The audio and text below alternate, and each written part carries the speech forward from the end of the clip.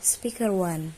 I think that even up until just a few years ago, we could never have imagined how our behavior would change with regards to using mobiles and tablets. And now that I would find it incredibly difficult to live without my mobile. I'm constantly looking at my phone to see if I've got any new message or updates and checking my apps to see what's new.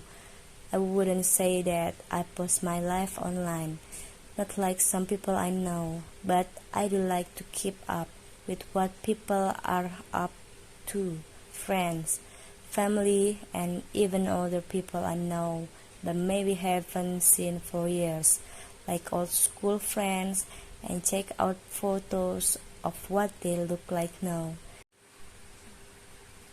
Speaker 2.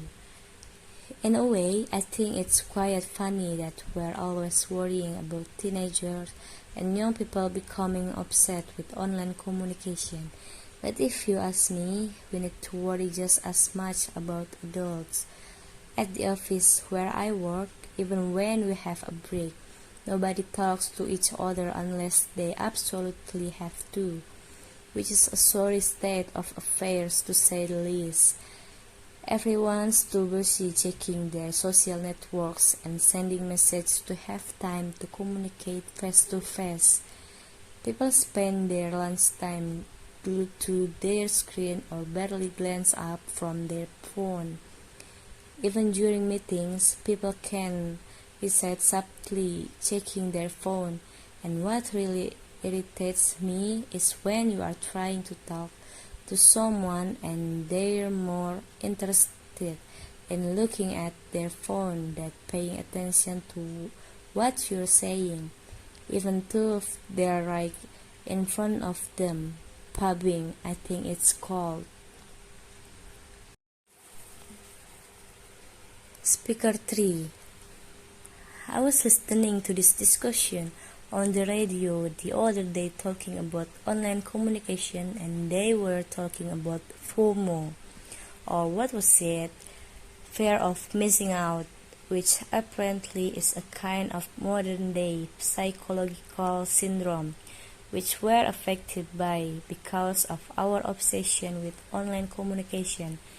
Basically, they were saying that the reason why people feel that they have to be connected 24/7 and communicate everything they're doing and keep up with everything that other people we now are doing is down to this fear of missing out. We're worried that everyone is having more fun than us or doing something more exciting than us. They also said that because we're spending more time communicating in the online world, we're losing the ability to enjoy the present. Speaker 4. My generation is so different to my parents. I mean, they're always telling me that they grew up in a world without mobiles and social networking, and they managed fine. Had to imagine how they arranged to meet their friends without a phone, but they say they did. I had so many arguments with them while I was growing up, until they let me have my first smartphone, but they didn't let me have Snapchat or Instagram or anything like that. It's not the end of the world, they said. They just didn't understand that's the way people my age communicates with each other. Nobody actually talks on the phone anymore. They have no idea how much I miss out on at school being the only one who didn't have Snapchat.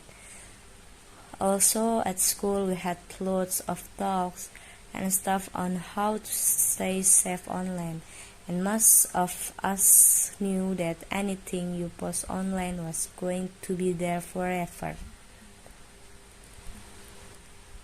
Speaker 5. For me, one of the best things about online communication is that you can stay in touch with everyone at the same time. all the time. You know exactly what's going on, when and where, so you never miss out on anything. I love the fact that you can update all your friends on what's going on in your life, and they can respond immediately with a like or a comment. So you feel like you're together with people even though you might be completely alone sitting on a bus or at home. I share lots of photos, but I only post up my best edit shoot. I hate it when people I know post photos of me not looking my best.